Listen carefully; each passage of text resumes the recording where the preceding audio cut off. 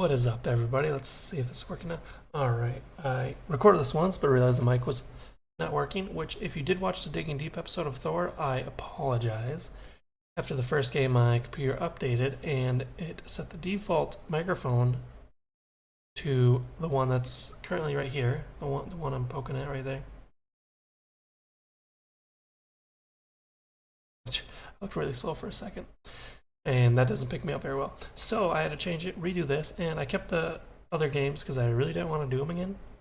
So I already put the cards away, so that's a Digging Deep episode. Kind of crappy episode. But moving on to the hero ranking episode right now.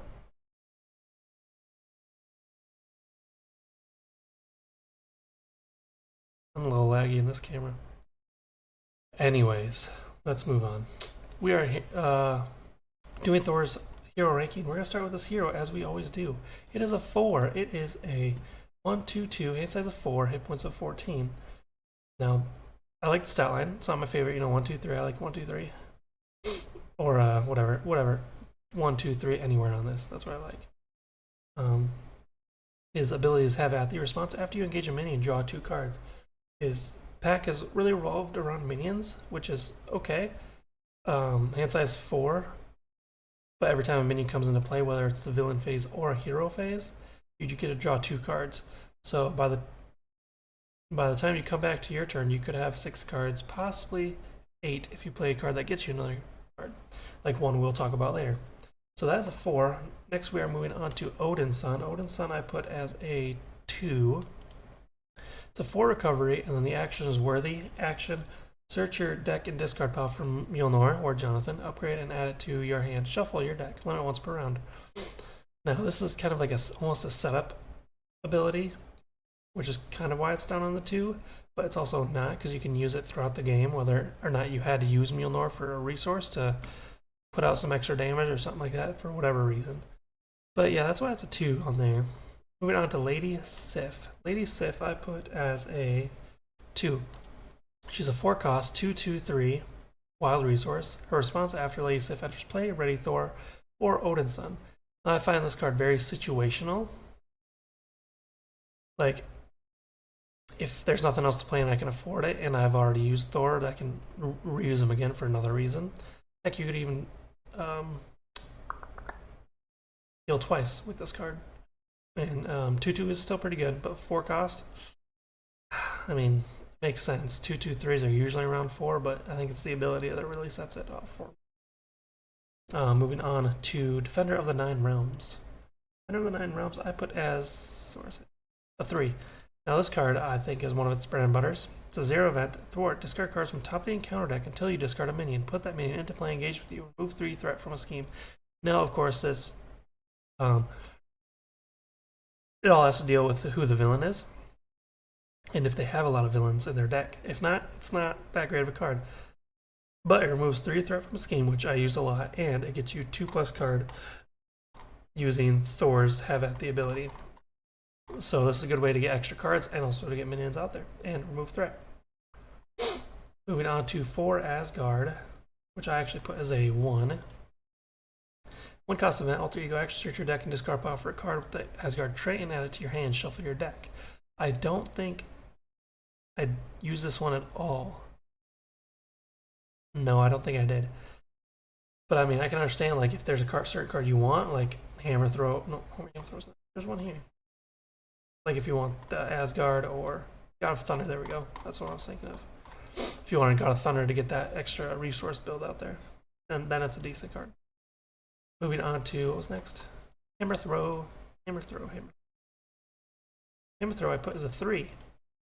Because it's 3 cost event, hero action, attack, exhaust Mjolnir, deal 8 damage to an enemy, and return Mjolnir to your hand. This attack gains overkill. So with Thor bringing out minions, you can play this card, get rid of the minion, and deal damage to the villain if you have enough damage left over. The downside is Mjolnir comes back to your hand, so you have to spend a card to put Mjolnir back out there. So I had to get used to like attacking with Thor before playing this to make sure I got like 11 damage out there. I guess moving on to Lightning Strike. Lightning Strike is a 3. Where's my 3?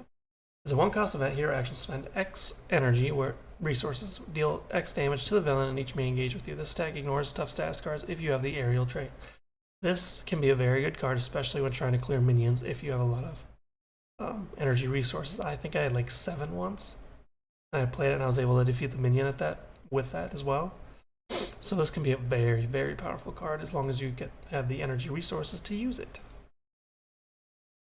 Moving on to Asgard. Asgard I only got out once, but it's still a very good card. 3 cost support. You get +1 hand size, which is decent. Whether in it doesn't say if you're hero or alter ego, so your 5 goes to 6 and your 4 goes to 5, like a regular hero.